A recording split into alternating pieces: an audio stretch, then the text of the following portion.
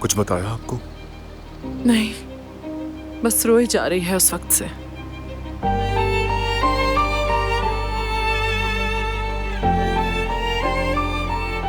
मुझे चलना चाहिए।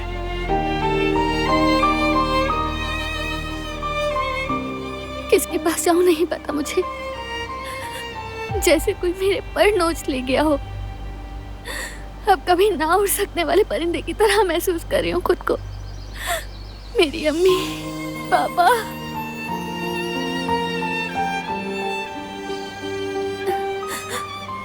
अब मैं किसके गले लगूंगी?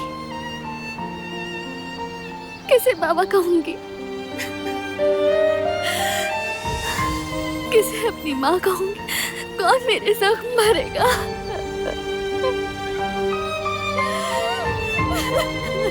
दिलान,